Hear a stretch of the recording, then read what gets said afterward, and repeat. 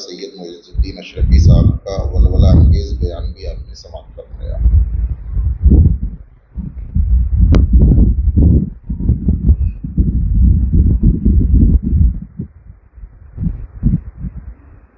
مجھے حکم ہے کہ میں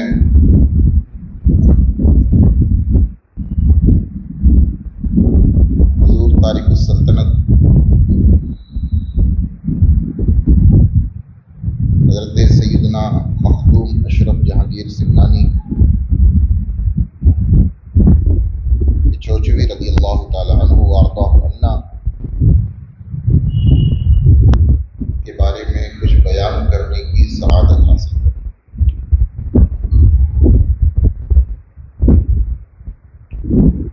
میں آپ سے اپنے دل کی بات بتاؤں، جب کبھی مجھ سے کہا جاتا ہے کہ ایسی عظیم شخصیتوں کے بارے میں بیان کیجیے، تو مجھ کو حضور امام اعظم ابو حنیفہ رضی اللہ تعالیٰ عنہ کا ایک ارشاد یاد آ جاتا ہے۔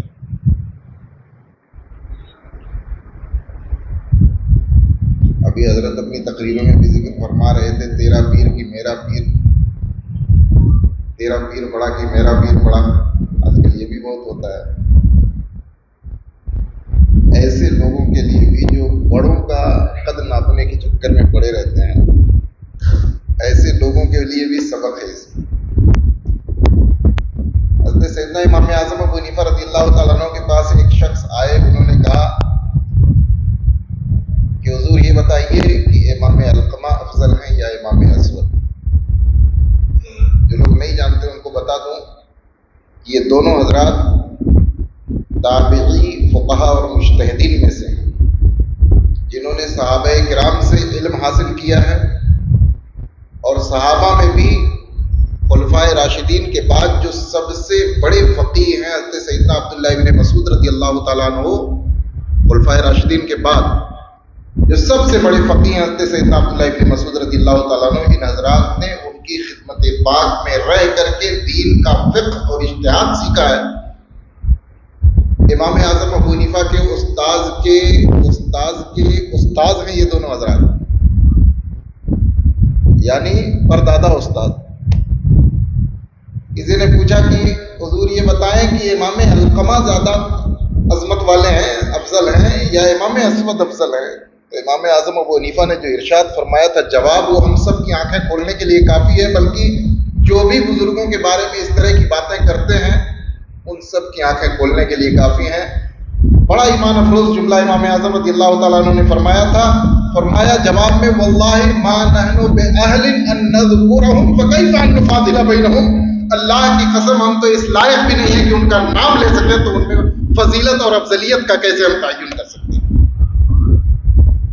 سچائی یہی ہے کہ ہم جیسے چھوٹے گنہگار ذرے بے مقدار، ہم اس لائق ہی نہیں ہے کہ ہم ان بڑوں کا نام لے سکیں۔ یہ تو کرم ہے بڑوں کا، اللہ کا فضل ہے کہ اللہ ہمیں موقع عطا فرماتا ہے کہ بڑوں کا ذکر کر کے ہم اپنے دامن کو نیکیوں سے بھرتے ہیں اور آخرت کے لیے اپنی سعادتوں کا ہم سرمایہ تیار کرتے ہیں۔ جب مجھ سے حکم ہوا تو مجھے امام اعظم کا یہ ارشاد آ گیا، اور میں کہوں گا ایسے تمام لوگوں سے جو بزرگوں کے بارے میں وہ بڑے کی وہ کرنے کی کوششیں کرتے ہیں، وہ ایک جملہ یاد کر لیں، سب بڑے، سب ہمارے بڑے ہیں۔ رسول اللہ صلی اللہ تعالیٰ علیہ وسلم کی نسبت پاک سے یہ سارے حضرات ہمارے سروں کے تاج ہیں۔ امام اعظم کا ارشاد یاد رکھیں کہ ہم تو اس لائق بھی نہیں ہیں کہ ان کے نام لے سکیں، تو پھر ہم ان میں بڑا اور چھوٹا کیسے کر سکتے ہیں؟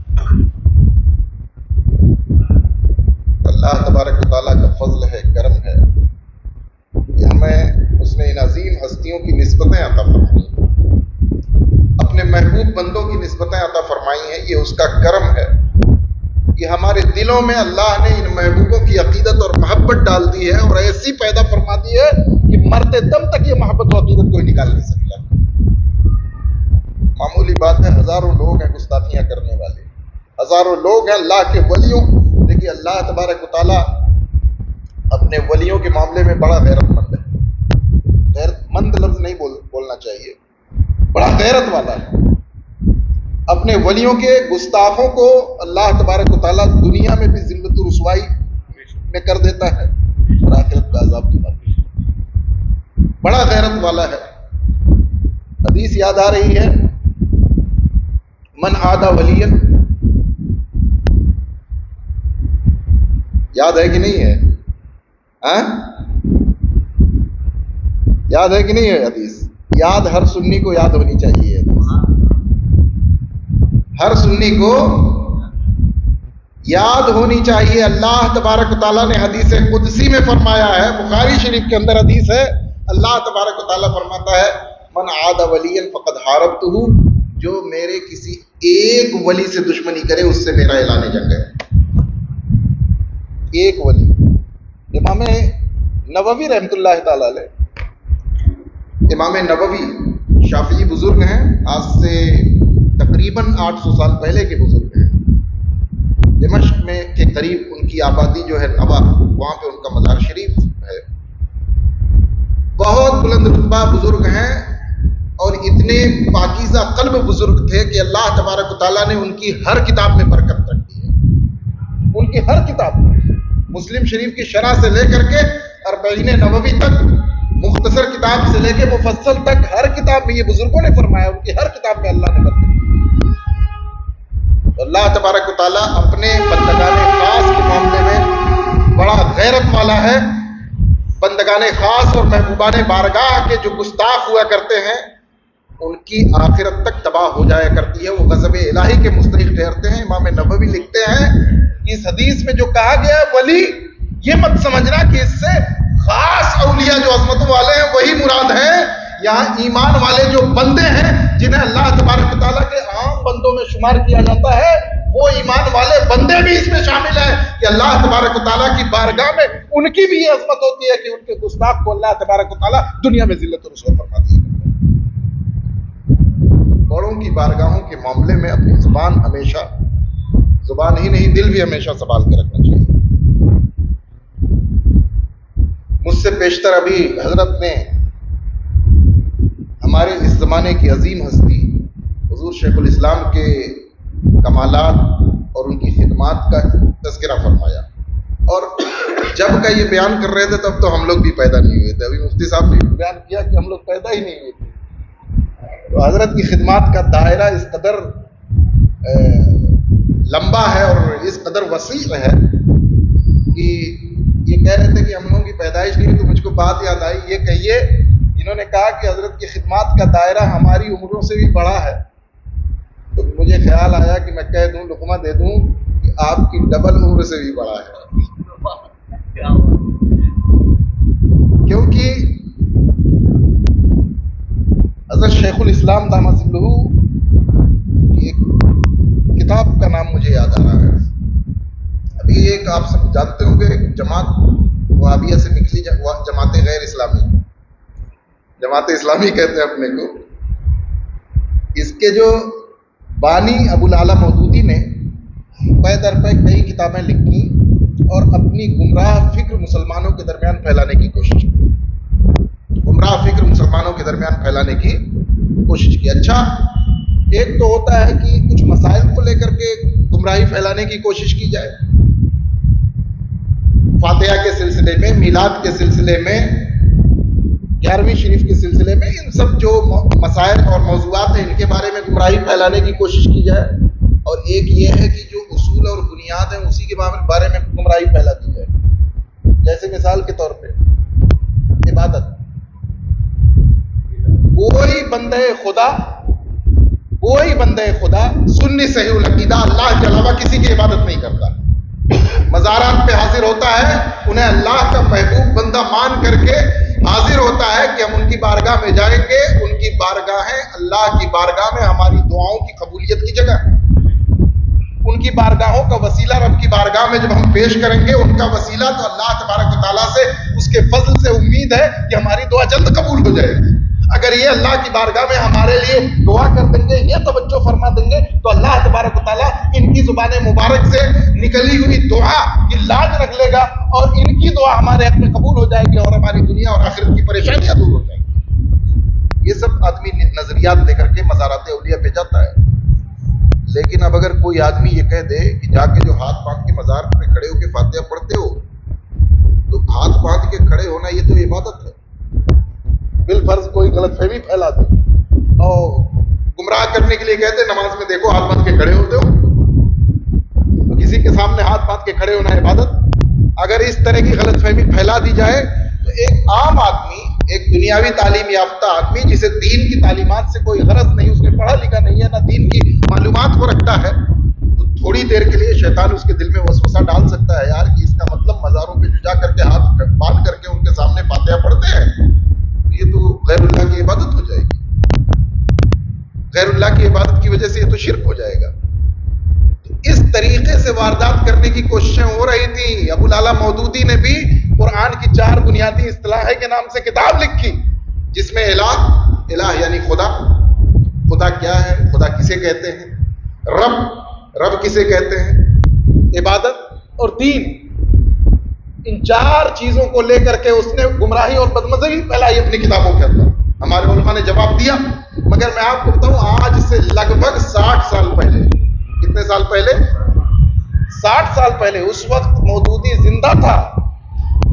حضرت شیخ الاسلام نے جب اس کے رد میں پے در پے 3 کتابیں لکھی ہیں اور جواب دیا ہے جب اس کی کتابوں کا، تو اس ان کتابوں کو لکھنے کے بعد بھی مودودی 17 سال زندہ رہا ہے، مگر کیا مجال اور ہمت ہوتی کہ شیخ الاسلام کی کتابوں کا وہ جواب دے. دیکھیے ماشاءاللہ حضرت نے ان کتابوں کو حیدرآباد سے شائع فرمایا. یہ ہے 60 سال پہلے کی بات کر رہا ہوں. 60 سال ہم لوگوں کی عمروں کا ڈبل ہو رہا ہے. اب مفتی صاحب کی عمر کا تو شاید ڈبل ہی ہوگی. تو حضرت کی خدمات بہت وسیع ہیں، ان کا وجود بہرحال. اور ابھی میں بیان کروں گا کہ ہم آج حضور مخدوم پاک رضی اللہ تعالیٰ عنہ کی بارگاہ میں عقیدتوں کا خراج پیش کرنے کے لیے حاضر ہیں. ان کی 100 سال سے زیادہ زندگی، لگ بھگ 120 سال مخدوم پاک کی حیات پاک ہوئی ہے لگ بھگ. اس پوری زندگی میں جو آپ نے خدمات انجام دی ہیں اسلام اور سنیت کی، روحانیت کی، تصوف کی، تبلیغ اسلام کی، ان کا احاطہ ہم اور آپ 1 دن 2 دن 4 دن 10 دن کی تقریروں میں نہیں کر سکتے.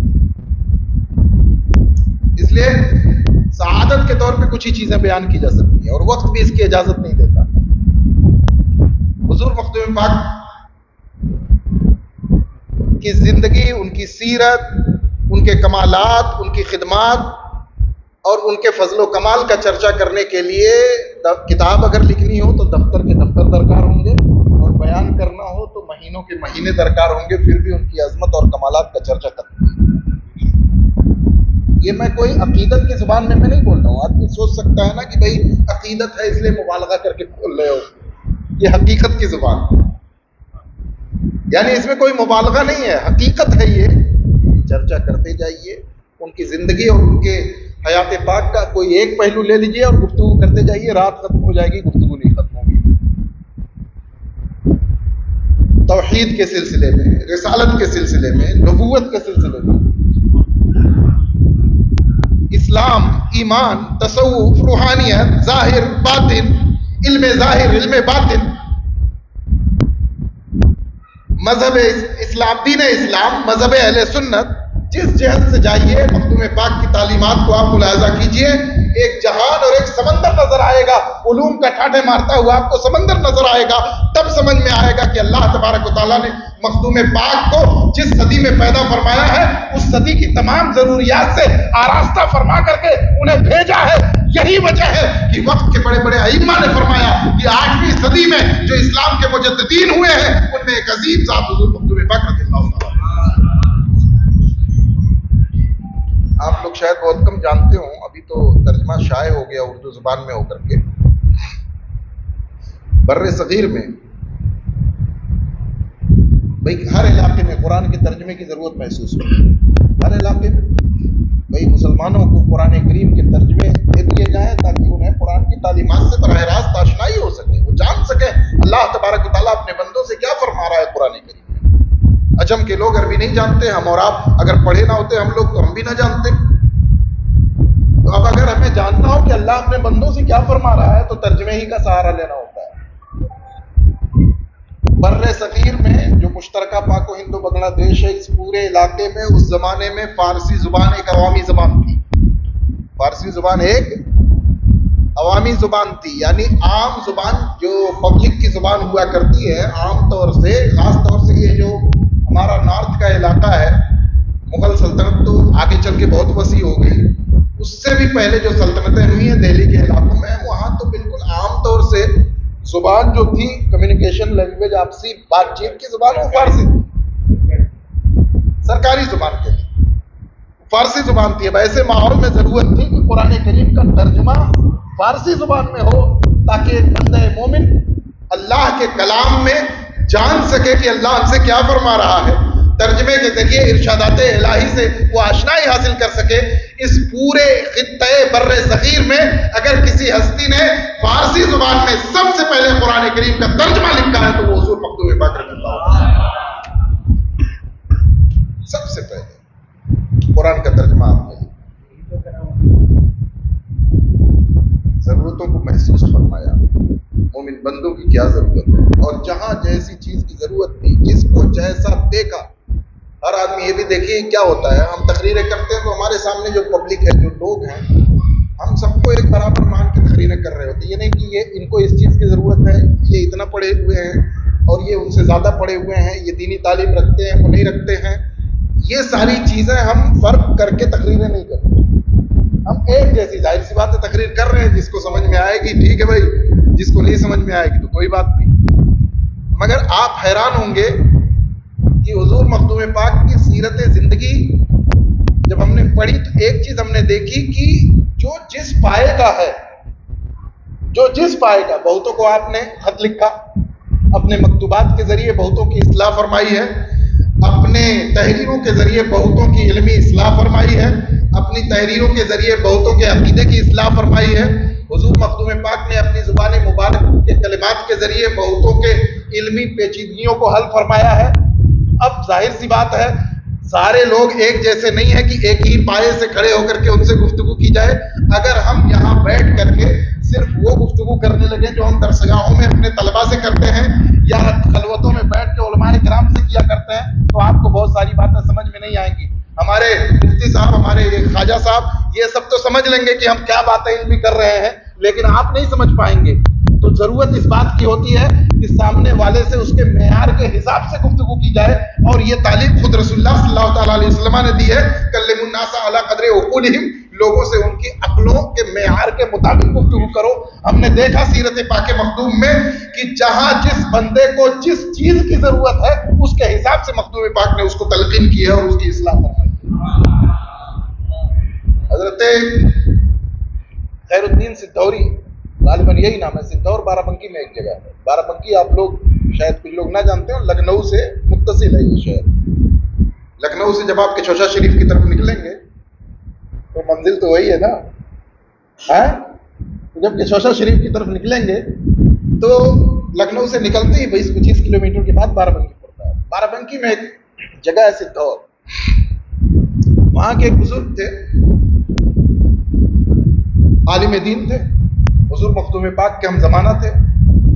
کچھ علمی مسئلوں میں، خاص طور سے اصول فقہ ایک فن ہے، ہمارے علماء کرام پڑھتے پڑھاتے ہیں، کچھ علمی مسائل میں ان کو پیچیدگی ہو گئی، مشکلات آ گئی، حل ہی نہیں ہو رہا ہے، کچھ مسائل کھڑے ہو گئے جس کا جواب کسی کے پاس نہیں۔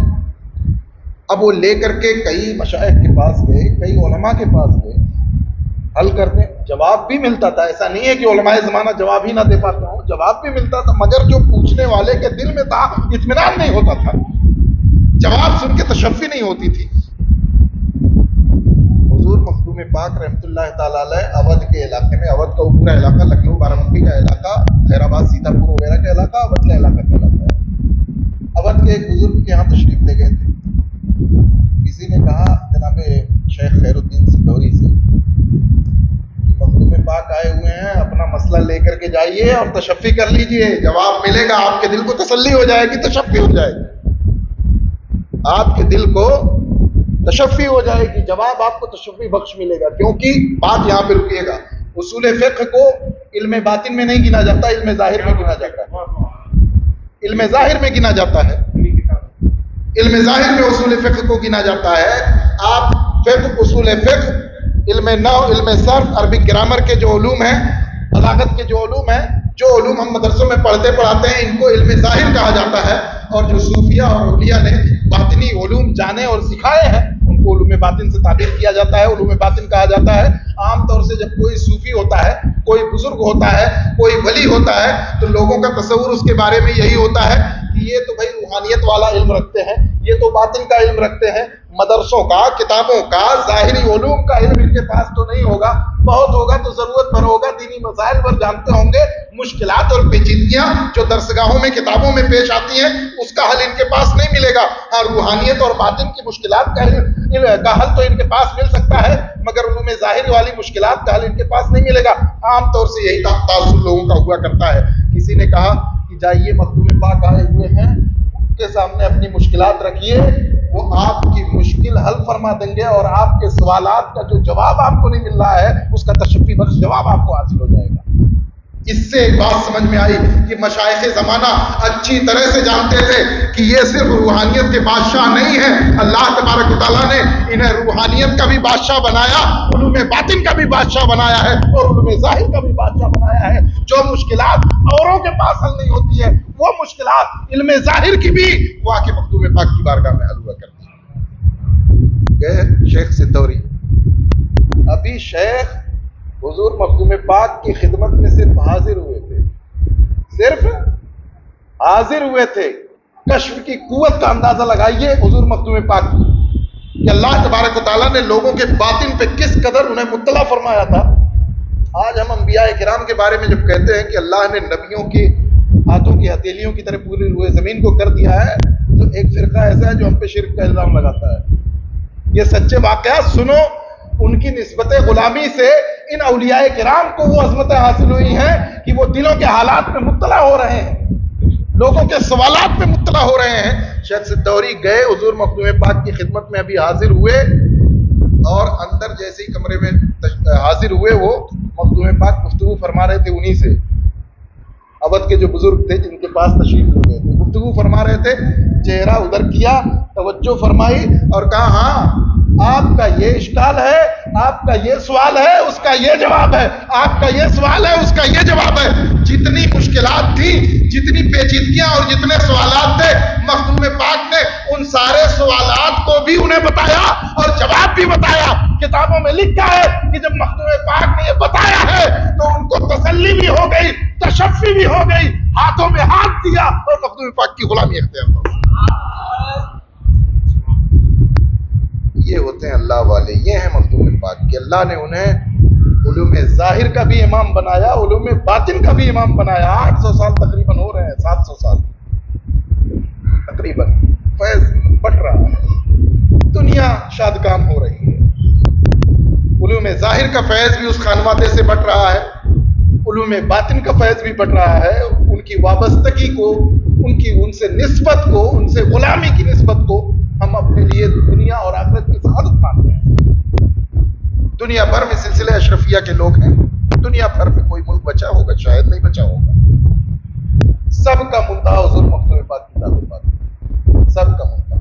اور مخدوم پاک نے ابھی تو دیکھیے مفتی صاحب اپنی تقریر میں کہہ رہے تھے، ایک بات یاد آئی تو میں بتاؤں کہ ہم لوگ جب کسی ولی کی تلاش میں رہتے ہیں تو کس لیے؟ بس دنیا کا فیض ہم کو حاصل ہو جائے، دنیا مل جائے ہم کو. مگر اولیاء کی نظر عقبہ پر ہوتی ہے، آخرت پر ہوتی ہے. اولیاء کرام کرامات اور تصرفات اللہ تبارک و تعالیٰ کے فضل سے اولیاء کے پاس ہیں، اور حسب موقع ان سے کرامات کا ظہور بھی ہوتا ہے. تصرفات وہ فرماتے بھی ہیں، لوگوں کے دلوں پہ بھی تصرف فرماتے ہیں، اور لوگ تو زندہ ہوتے ہیں. مخدوم پاک تو وہ مخدوم ہیں، وہ اللہ والے ہیں کہ انہوں نے پتھر کی مورت میں بھی تصرف فرمایا. واقعہ کتنا مشہور ہے بنارس کا، آپ حضرات نے شاید سنا ہی ہوگا. اپنے دھرم اور اپنے مذہب کے وہ بڑے ماہرین تھے، دلائل سے اپنے دھرم کی حقانیت ثابت کرتے تھے وہ لوگ. بتوں کی پوجا کیا کرتے. مخدوم پاک نے انہیں دلائل سے قائل فرمایا. لیکن جب آدمی ہٹ دھرم ہو تو کچھ نہیں مانتا.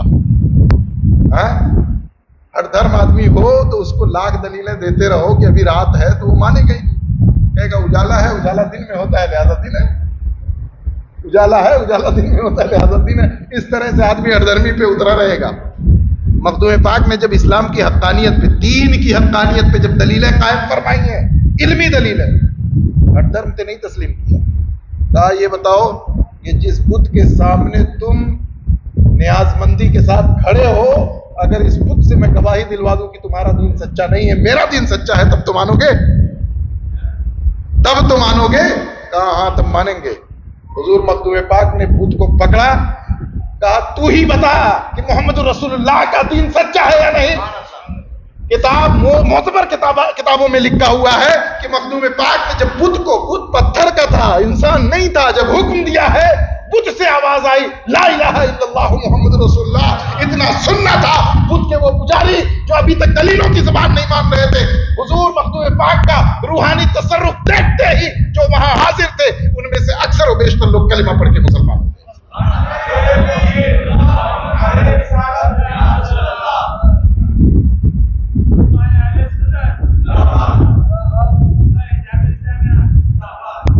یہ خوش نصیبی ہے کہ اللہ تبارک و تعالیٰ نے ہمارے برادران کو یہ ان کی غلامی کی نسبت عطا فرمائی ہے, اور بندے کو ہمیشہ اپنے جس کی نسبت غلامی سے ہمیں دنیا اور عقبہ کی سعادت مل رہی ہے, کبھی اس کی تعلیمات سے منہ نہیں موڑنا چاہیے. کبھی اس کی تعلیمات سے منہ نہیں موڑنا چاہیے. آپ کو نمازوں میں جو لذت مل رہی ہے, یہ مت سمجھ لینا کہ تم نے اپنی محنتوں سے نمازوں میں وہ لذت حاصل کی ہے. خدا جانے غیب اللہ کے پاس ہے, خدا جانے کس بزرگ کی یا کس مرشد کی توجہ کی برکت سے تمہیں نمازوں میں لذت حاصل ہو رہی ہے. تمہیں پتا ہے یہ نعمتیں جو حاصل ہو رہی ہیں کس کی توجہ سے حاصل ہو رہی ہیں, کس کی نظر کرم سے حاصل ہو رہی ہیں. تمہاری دنیا سلامت ہے, مصیبتوں سے محفوظ ہو, تمہاری ہنستی کھیلتی فیملی ہے, اچھے خاصے افراد خاندان ہے, سزاؤں سے, مصیبتوں سے, بلاؤں سے محفوظ زندگی ایک خوشحالی کی بسر کر رہے ہو. معلوم ہے کہ اللہ کس کے صدقے تمہیں یہ زندگی عطا فرما رہا ہے.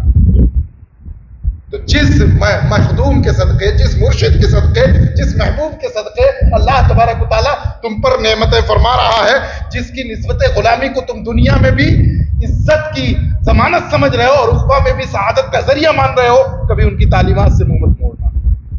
کبھی ان کی تعلیمات سے منہ مت موڑنا, کیونکہ جب ان کی تعلیمات سے تم منہ موڑ لو گے تو ان کی توجہات سے بھی محروم ہو جاؤ گے. ان کی توجہات سے محروم ہو جاؤ گے, اور جب ان کی توجہات سے محروم ہو گئے تو ہم تو وسیلے والے ہیں رب کی بارگاہ تک, تو ہم انہیں بزرگوں کے توسط سے پہنچا کرتے ہیں. انہی کے وسیلے سے ہمیں خدا کی بارگاہ تک رسائی حاصل ہوتی ہے. انہی کے ذریعے تو ہی ہم صحابہ و اہل بیت تک پہنچے, اور صحابہ و اہل بیت کے ذریعے رسول اللہ کی بارگاہ تک پہنچے, اور ان کے ذریعے رب کی بارگاہ تک پہنچتے ہیں. ہم تو اہل تسلسل ہیں, اہل سلسلہ ہیں. اگر ہم نے ان کی تعلیمات سے منہ موڑ لیا تو یاد رکھو پھر ہم ان کی توجہات سے محروم ہو جائیں گے. پھر دنیا میں ذلت بھی آئے گی اور آخرت کی رسوائی بھی ہماری. اللہ ہم سب کو پناہ میں رکھے. یہ ہمیشہ کے لیے یاد رکھیے, مخدوم پاک کی تعلیمات کوئی چھپی ہوئی چیزیں نہیں ہیں. آپ نے اسلام کے بارے میں واضح تعلیمات اپنے لوگوں کو دی ہیں. ہمیشہ اپنے مریدوں کو دین کے بارے میں, سنیت کے بارے میں, عقیدے کے بارے میں واضح تعلیمات دی ہیں. ایک تعلیم یاد آ رہی ہے آج کل کرنٹ ایشوز کے حساب سے, اس کو بیان کر دینا تھوڑا مناسب بھی لگتا ہے. آج کل کیا ہو رہا ہے کہ ہمیں اپنے مشائخ کی تعلیمات سے کوئی تعلق نہیں رہ گیا. ہم اپنے من کے حساب سے جہاں ٹھیک لگ رہا ہے وہ مانتے چلے جا رہے ہیں. ان کی تعلیمات کو بس پش ڈالتے چلے جا رہے ہیں. آخری مہینے میں, جس مہینے میں یہ مہینہ محرم کا چل رہا ہے, پرسوں 28 تاریخ ہے, حضور مخدوم پاک کا عرس شریف ہے, اور تقریبات تو شروع ہو گئی عرس کی. یہی محرم کا مہینہ تھا, وصال شریف کا آخری مہینہ. مبارک زندگی کے اتنے سال گزر چکے ہیں, آخری مہینے میں جو آپ نے وصیت کے طور پہ رسالہ لکھا ہے, کتاب لکھی ہے, اس کتاب میں بہت ساری تعلیمات آپ نے دی ہیں اپنے مریدین کو, اپنے متوسلین کو, اپنے معتقدین کو, کہ ان تعلیمات پہ تم قائم رہنا, ان سے منہ مت موڑنا. ان تعلیمات میں ایک تعلیم یہ بھی لکھی ہے کہ ہم یہ عقیدہ رکھتے ہیں کہ رسول اللہ صلی اللہ تعالیٰ علیہ وسلم کی امت میں حضرت سیدنا ابو بکر صدیق رضی اللہ تعالیٰ عنہ سب سے افضل ہیں، سب سے اعلیٰ ہیں. پھر ان کے بعد حضرت عمر رضی اللہ تعالیٰ عنہ ہیں، پھر ان کے بعد حضرت عثمان رضی اللہ تعالیٰ عنہ ہیں، پھر ان کے بعد حضرت مولا علی کرم اللہ تعالیٰ وجہ الکریم ہے. یہ پوری ترتیب کے ساتھ آپ نے لکھا ہے، اور اتنا ہی لکھا ہوتا تب بھی الحمدللہ ہمارے لیے کافی تھا کہ حضور مختوم پاک کی تعلیمات سے ہے کہ حضرت سیدنا ابو بکر صدیق سب سے افضل ہیں، حضرت عمر ان کے بعد، حضرت عثمان ان کے بعد، حضرت مولا علی شیر خدا ان کے بعد. یہ ان کی تعلیمات سے، اور اس کو مانتے رہنا، زندگی بھر اس پہ قائم رہنا ہر مرید کا فریضہ ہوتا. لیکن اتنا ہی نہیں، آگے سہم جائیں وہ لوگ جو اپنے مخدوم پاک کی تعلیمات سے منہ موڑنے کی کوشش کرتے ہیں. مخدوم نے کیا فرمایا ہے کہ یہی ہمارا عقیدہ ہے اور اسی پہ محمد اشرف سمنانی قائم ہے. اس کے خلاف جو جائے گا اشرف سمنانی اس سے بیزار ہے اور خدا بھی اس سے ناراض ہے.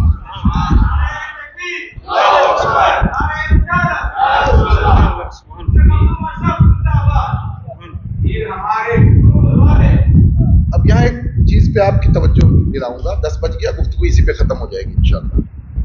مخدوم پاک نے ایک جملہ فرمایا آخر میں اس سے بیزار ہوں، جو یہ نہ مانے میں اس سے بیزار ہوں. جب مخدوم بیزار کہہ دیں تو پھر اگر ہمارا عقیدہ بگڑا، ہم لاکھ اپنے کو کہتے رہیں کہ ہم مخدوم والے ہیں، جب مخدوم پاک نے بیزاری ظاہر فرما دی تو ہم مخدوم پاک والے نہیں رہ جائیں گے. جب وہ بیزاری ظاہر فرما دیں گے تو پھر ہم ان کے والے نہیں رہ جائیں گے. اچھا ایک بات سنیے گا، یہاں پہ جو نقطہ میرے ذہن میں آیا، مخدوم پاک نے فرمایا میں اس سے بیزار ہوں اور خدا اس سے ناراض ہے. یہ معمولی بات نہیں ہے کہہ دینا، معمولی بات نہیں ہے. خدا اس سے ناراض ہے یہ جملہ کہہ دینا. ایک یہ کہ ناراض ہو سکتا ہے، ناراض ہو سکتا ہے، ایسا ہے، یہ نہیں فرمایا. خدا اس سے ناراض ہے. اب یا تو اس عقیدے کی عظمت کو تسلیم کرو کہ یہ عقیدہ اتنا بڑا ہے، اتنا بڑا ہے کہ مخدوم پاک نے فرما دیا جو اس عقیدے کو تسلیم نہ کرے خدا اس سے ناراض ہے. یقینی طور پہ ناراضگی متیقن ہے، پکی ہے. اگر جو نہیں مانے گا تو خدا اس سے ناراض ہے. یا تو یہ مانو، اور اگر اتنا نہیں مانتے، بولتے نہیں یہ بھی چلے گا دوسرا بھی چلے گا، تو پھر یہ مانو کہ مخدوم پاک باطن پہ، عالم غیب، امور غیب پہ اس قدر مطلع ہے کہ پورے یقین کے ساتھ فرما رہے ہیں اشرف بھی اس سے بیزار ہے اور خدا اس سے ناراض ہے. یا تو یہ مانو کہ عقیدہ اتنا عظیم ہے، یا پھر یہ مانو کہ مخدوم پاک کا کشف اتنا عظیم ہے کہ وہ باطن پہ فرما ہے. تو ہمیشہ مخدوم پاک کی تعلیمات پہ قائم رہیں اور ان تعلیمات کو اپنے حرز جاں بنائے رہیں، اسی پہ قائم رہیں، اسی پہ زندہ رہیں اور دعا کرتے رہیں کہ اللہ اسی پہ زندگی بھی دے اور اسی پہ ہم سب کو موت بھی عطا فرمائے. بولنے میں کوئی چوک یا لغزش ہوئی ہو اللہ تبارک و تعالیٰ معاف فرمائے. یہ پروگرام ہمارے جن برادران نے منعقد کیا ہے، محسن اعظم مشن کے حضرات نے اور آپ حضرات نے، سب کی کوششیں اللہ تبارک و تعالیٰ قبول فرمائے. اور ہم سب کو جس طرح اللہ نے اخوت، محبت اور ایک دوسرے سے لگاؤ یہاں عطا فرمایا ہے، اسی طرح دنیا میں بھی رکھے اور عقبہ میں بھی رکھے. بولنے میں کوئی چوک یا لغزش یا غلطی ہوئی ہو تو اللہ تبارک و تعالیٰ معاف فرمائے. وآخر دعوانا ان الحمدللہ رب العالمین. السلام علیکم.